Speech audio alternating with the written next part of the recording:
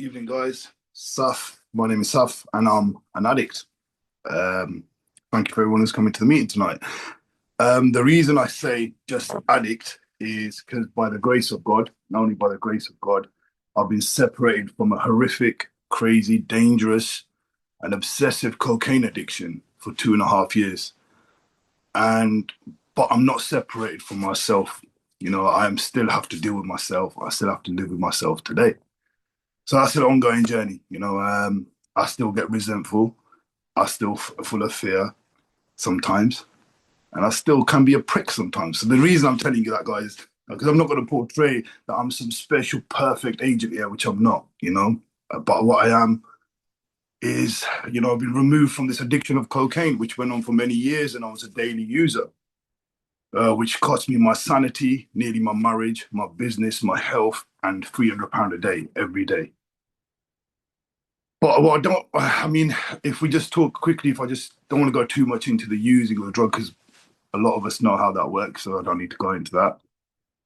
Yeah, I was in the madness, as we call it, for 20 plus years. For the last 10 years of my using, it was every day, and I was locked up in my room, using all day, whilst my business has been running to the ground. And I'm just sitting there in psychosis day and night, not eating, not sleeping, not washing, just taking cocaine. Dealers are coming to my house day and night, dropping off, and that became life for a very long time. So that's that. But I just could not stop using. But what I want to focus on today mainly is the something I'm going through now and just thinking about these days is the effects it had on the people around me, my loved ones, and just generally people in my life. Firstly, my parents. My parents came over from Pakistan to give us a good life, worked hard. My dad used to work 12 hours a day, sometimes 7 days a week, and gave us everything. Put us in good schools, we didn't go without anything. And my mum used to work hard, take care of us.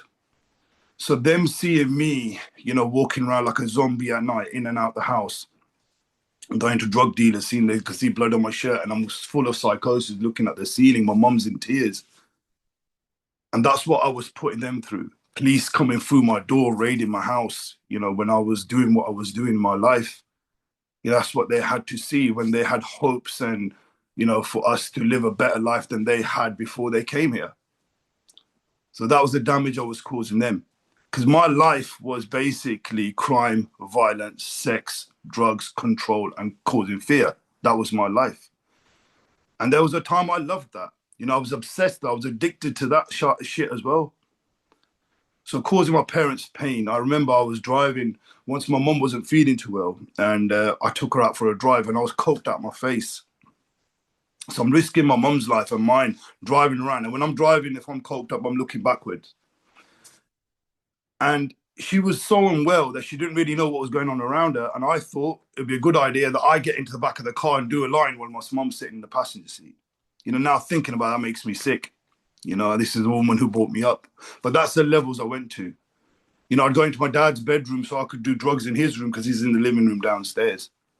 And yeah, so that was the damage I was causing to my parents. Now my little brothers who I was bringing up, and in my head I thought I'm a good brother because my parents are not well. I'm taking care of my little brothers, but the truth was I exposed them to shit which is affecting their life today. My little brother only told me recently that when he was very, very young, when I thought they didn't know what I was doing, they saw me doing lines and making joints in the bedroom. And I thought they would do it. And he goes, that had an effect on us later on because you opened this up for us. Them seeing the police coming around, them seeing me not being loyal to women, that set a standard for them. So my life was affecting them as well. I've had many partners in my life, and I ruined many lives in my life. Because for me, it was making them feel insecure, controlling them, making them feel like shit, cheating on them. I've never been loyal to a woman in my life from my missus. And that was my life because I thought I'm the man. I'm a player. I got women. But the truth was I was insecure to the core myself. And I ruined many lives because of that. And my business partner, he was my boy from back in the day. He offered me an opportunity to change my life, which it did. Give me a business that thrived and gave me all the things I wanted in my life in a legal way. The cars, the holidays, the garms, everything. And what I did was I put our business in £100,000 debt in my madness. £100,000 by using our business makes money. It shouldn't be in debt. So it shows the extent of my using. But he never confronted me. The love he had for me, he kept putting up with it. I'll be withdrawing at 3 in the morning, 6 in the morning, 7 in the morning, 8 o'clock in the morning. I'm texting him, I can't make it to work today because I'm not feeling well. And this man has stuck with me till today. And the most painful one is my children. You know, um, my son, he was born when I was 21. And the night he was born, I was partying with another girl while his mum was in hospital taking cocaine because I have a son today, so I need to celebrate. And the next day, when I was supposed to be at the hospital in the morning with all the bits and bobs, I was hanging. You know, I turned up there late in the afternoon. She'd been waiting with me with the bags packed all day. And I turned up there, picked up my son, and, acted like I'm this perfect dad. And we broke up pretty much straight away. So my son has never known his parents to be together. And I'd go over there in the early days when he was a baby, just pick him up, rock him around a bit. And then I'm gone till the next week, because I can use now, because I've gone and been a dad for 27 minutes or so, because I didn't want to leave at 30 past because I need to go somewhere, because I'm that perfect dad. And then when he got a bit older, he'd come and stay with me on the weekends. I'd pick him up on a Friday night. I'd give him the PlayStation. I'd give him the junk food. So he's not going to bother me till he can stay up to 10, 11 o'clock. And I'll be in and out the car doing lines all night. All night. Now he's falling asleep. I'm using all night. Come morning, he's waking me up at 7 in the morning. And what am I doing? Here's the PlayStation. Here's my phone. Here's a pack of biscuits. Keep him going till about another few hours so I can get some sleep. Then I'll take him out, buy him some clothes, take him for a KFC, take him for a little drive. 4 o'clock, I drop him home. Dad, work done. Number one dad in the world. I probably spent about 4 hours with him, and that I was hanging anyway. So this went on for many years, and then as my addiction got worse and worse, his mum caught grips of it, and she saw I was getting into a lot of trouble and the effect I was having on him in his teens. And we got really close, me and my son, but in his teens, when he was 14, his mum moved him away to the other side of the country, which, that was in COVID 2020. I've not seen my son since then, and I've not spoke to him since then. The last thing he sent me was a letter saying, yes, we had some good times. You weren't a dad. You were more like a friend. And I was right in the thick of the madness, and I just broke down in tears. But it didn't stop me using. So I've not seen my son he's turned 19 a few days ago. I don't know what he looks like. I've just seen a couple of photos on social media, which might be a bit old. I don't know. He doesn't want to know me, and I don't blame him. But this is the effect of what I did. I got into a secret relationship, and I had a daughter. I don't even like to say the word daughter because I wasn't there for. I scarpered from day one. I wasn't there. That girl went to nursery without me, primary school without me, and went to school parties and other parties without me. Didn't have a clue, and I didn't want to know because I did the cowardice thing. Because this isn't a relationship; it was a side piece. I don't need to be there. And the mother offered me chances. I just didn't want to know because my partying, my using, my bullshit was more important. Yeah, so I've not been too good, and the damage I've done to myself. I got caught up in something when just before I come into recovery, where I was looking at 10 to 15 years in prison, and I wasn't even guilty for it this time. That was the kind of environment I was in. I was so full of psychosis that even when I wasn't using for the 3, 4 hours I wasn't using, our psychosis was still kicking in. So I'm starting to think I'm really actually going crazy now because this shit is affecting me all the time. I'm getting depressed. I'm losing my hygiene. I'm not caring about how I look. I'm just using day in, day out, and I can't stop using. That's how it got. And my wife, who's, my rock today, she stuck with me through all that. She was a lot younger than me. And she was seeing me, she was taking care of me and, washing up after me, cleaning me up, forcing me to eat and not taking care of herself. She lost total connection with herself and, she let herself go and started to get, started to affect her mentally and started to depress her. But I couldn't see it She'd go and run my business for me all day. On her way home, she'll ring me, do you want something to eat? Because she knows I haven't eaten since probably 2 days ago. And I'm saying, no, just go to the cash point and get me £200. She's like, no, no, no. Tonight, let's go cinema. Let's get food. Let's just do something Saturday. Let's stop it. I'm like, you fucking work for me. It's my fucking money. Get that money and bring it now. She walked through the door in tears. I grabbed the money from her, walked past her completely. I don't even ask her how she is because I've got a dealer waiting outside because I've just run out of coke an hour ago and the hour is too long. So I go get the drugs. I go back upstairs. She sits downstairs for a couple of hours, eats, crying, watching TV, goes upstairs. And as she goes upstairs, I come downstairs. Now I use for the whole night, and that was a circle every day. And me and my missus had nothing left between us. You know, there was nothing. It was completely finished. That's the effects of my madness, my illness, my addiction, the effects it had on people because I was selfish to the fucking core. I could not stop using it. I walked to the dealer's car saying, you know what, turn back stuff, turn back, turn back, turn back, turn back. Here's your money, take the drugs, I'm back inside. I don't know how the fuck that would happen. And the 2 days I'd wake up in the morning and I'd go to work, the 2 days just to get money. I wake up in the morning, I've got the Eye of the Tiger on in the music in the bathroom. Like, yeah, I'm not going to do it today, Saffy. You're a man, you're not going to do it, you're not going to do it. So I'm completely believing I'm not going to do it. Come 11, 12 o'clock at work, I've been there 2 hours. I've had some food. And now my missus can see a switch in me. She goes, you're shifty. You're in and out the office. You're making calls now, making excuses. Oh, my back's starting to hurt. Shit, my back's hurting. She knows what's going on. And she's tries to take all the money off me, takes my phone off me, but she don't realize I've already scored 10 minutes ago. And towards the end of my using, I weren't buying wraps because I'm a businessman. I've got to think financially viable. I'm buying lumps. I grab that. I go home, and the point of that thought, and the point of arranging the money, and the point of ringing the dealer, and the point of putting that bullshit poison up my nose, I don't know how that used to happen. I can visualize it how it happened, but it used to happen in autopilot, boom, boom, boom, boom, boom, and then I'm sitting there thinking, how the fuck did I end up here again?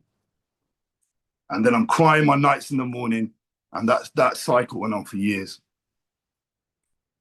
So my son's been taken away from me. I've got a daughter I don't know. My business is falling apart. My friends have left me. My family is crying. My missus is crying. I can't stop using it. So in 2020, I end up in the rooms.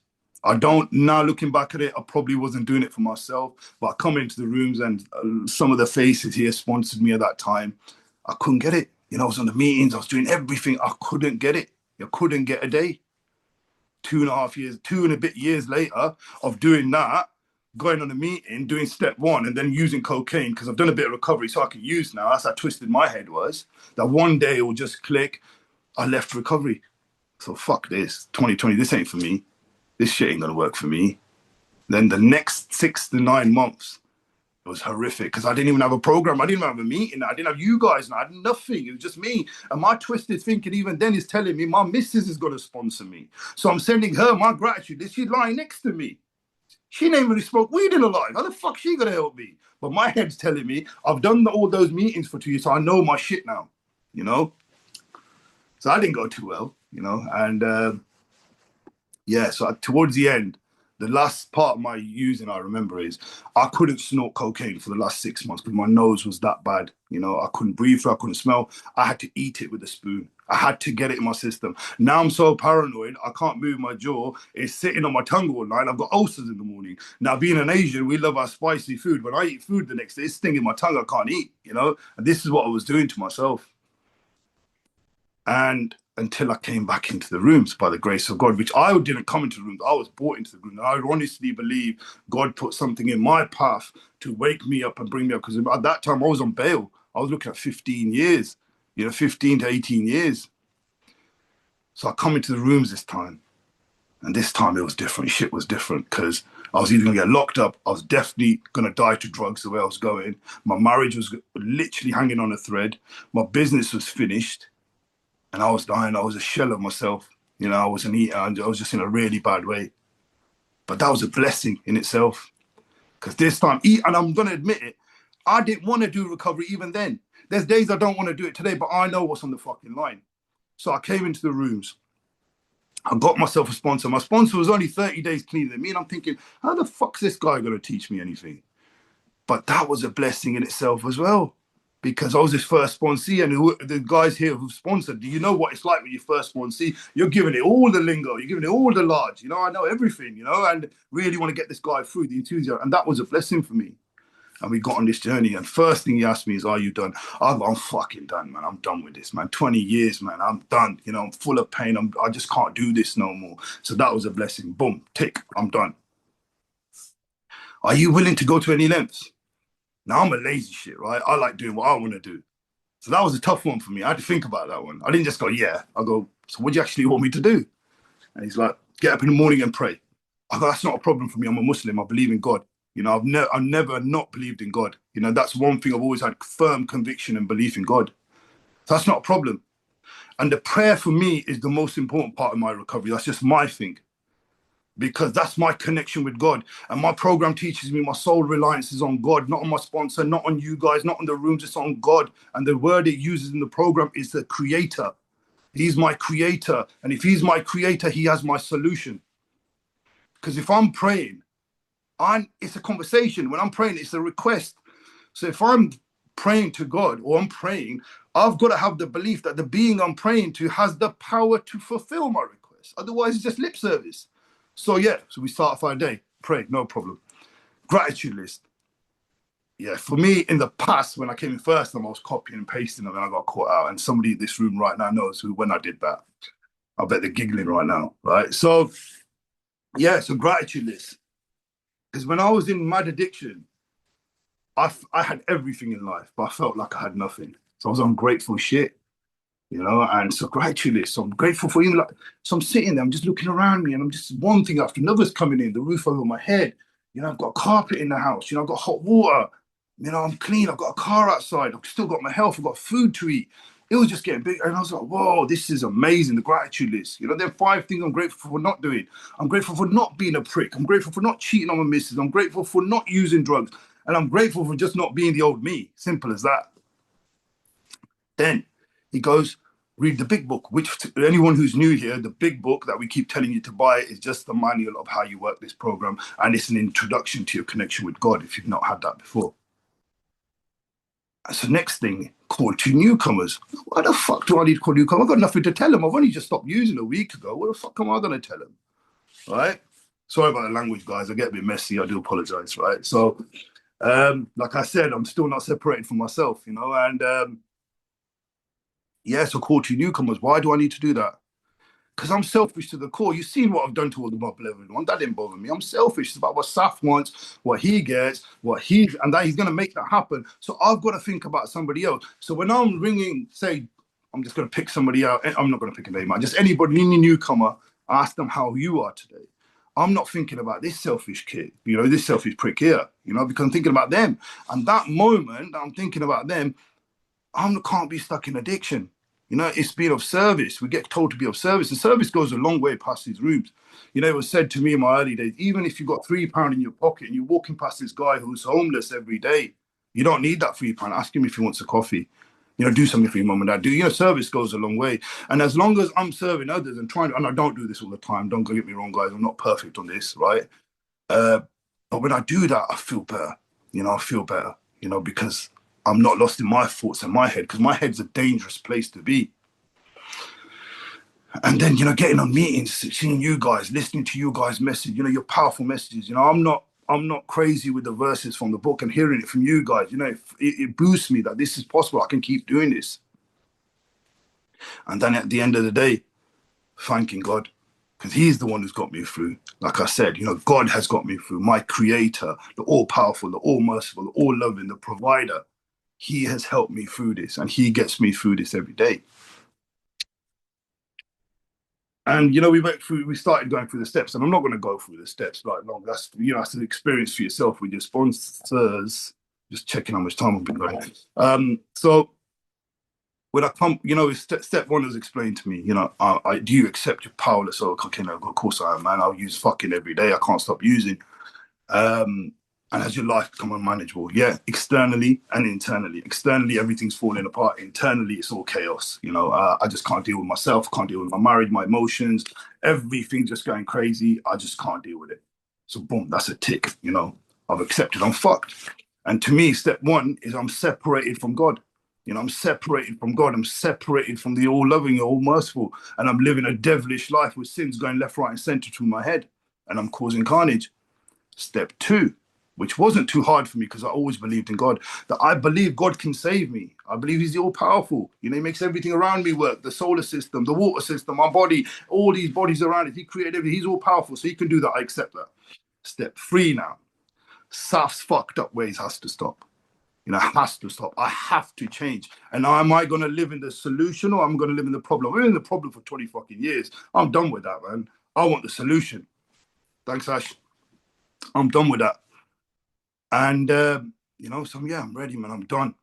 Asked me to think about it again. Are you sure you're done? I mean, are you taking which decision are you taking? The solution or the problem? I'm done with the problem, man. I'm ready to change. Then obviously we hear about the step four, looking at myself, you know, and that was hard. Somebody of my ego, my pride, I can't be wrong. You know, I can't be wrong. But, you know, looking at that was humbling. But the one I want to go jump to is the amends. I remember I had a set of amends I had to make before I could move on. And I thought I separated them. These are going to be easy ones. These are going to be difficult ones. Right. So I thought my wife and my brother, little brother, are going to be easy because my wife knows what I've been through. She loves me. She's going to say, yes, I forgive you. Done, done, done. My little brother, he's a bit of a street lad. You know, he's a bit like me, so he'll understand, you know. And I remember going to my little brother thinking, easy amends. And he said, Saf, we forgive you because we love you, but we're never going to forget. I was like, oh, fuck. That hit me so hard, you know, when he said that. Because I remember seeing you, I parked up with my boys in the car outside, and you're coming out in your boxers, blood dripping down your nose on a white T-shirt, pranged out your face, going to the dealers and coming back. And I'm seeing that with my friends. I don't even remember this. And the one thing he said that I'll never forget, he said, Saf, because of your behavior, and at that time I was living at my dad's house, and mine and my little brother's room was right opposite each other. And he said, Saf, the reason I didn't speak to you for 6 months was because of the way you are. The worst thing is I didn't even realize you didn't speak to me for 6 months. That's how lost I was. So anyway, by doing these directions, going through the work, like I said, you know, only by the grace of God, I've just crossed 2.5 years clean, which is just a drop in the ocean for the madness, of course. And the reason I just say that about the time is to show the newcomers that this can be done. This is possible, 100% possible. And by doing this, and by trying to be a better person, I'm going to emphasize the word trying to be a better person, being an honest person, more selfless than I was before, than yesterday. You know, life's good, man. Life's good. I've traveled the world. You know, I go away with my business is back. Just to, you know, we recovered them there as well. My marriage, which I didn't think ever could be reversed, has been reversed. My business partner, who I shredded his life to bits, you know, took away money from his children, put his business 100 grand debt. We just been on holiday together, not long together, and we're tight again. He's my boy again, you know. And the beautiful thing is, the most beautiful thing I'm going to hit you with now, that daughter, I was absent from my life for 10 years. I spend regular time with her today. You know, I get to see her. And that's the highlight of my life right now. I'm starting fresh because she don't know me. And I had a conversation, and you know, I've been seeing her for nearly about a year now, on and off. And sorry guys, 1 second. I spoke to her, and I just had this urge inside me to speak about, because we haven't touched the topic about me being absent. I had to bring it up. It was an indirect-ish type of amends because she's still young. She's 11, and she just said, she goes, if we don't talk about it, the main thing is you're here today, and that's all that matters. And I was like, wow, you know, and that just, you know, it lifted me. I had to ring someone. I was all over the moon, you know, like, you know, I was just excited. I was like, whoa, what's going on here? This girl's basically said she's just happy I'm being alive today. And I thought I'd never get that. So anybody who's new, anybody who's struggling, anybody who's back from relapse, stop fucking with your life. Reality of this shit's only going to get worse. It's going to tear everything apart, and it's going to leave us either in prison, insane, unfortunately dead to this. You know, that's the reality of it. And I'm only saying that because I went through that, you know, and there is a solution. And I can say that wholeheartedly. That's not me telling you from third person. I'm telling you from my experience. Life changes, man, and life changes quick. And for me, I know people talk about, once they stopped the drugs, like, they got worse. I didn't do that. I got better very quickly.